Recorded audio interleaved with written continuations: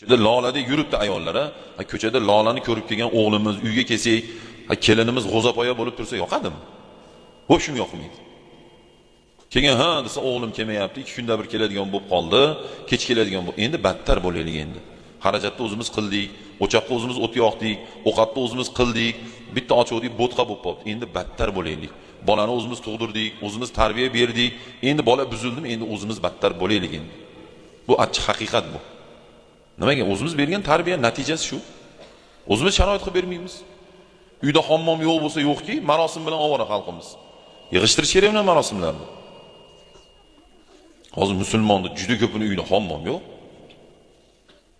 Xotinni orasini buzadigan asosiy narsalardan biri bir-biridan keladigan badbo'y hid deydi.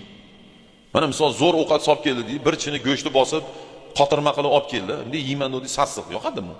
Qo'ydi biqini bo'lsa ham yemaydi sassiqligi.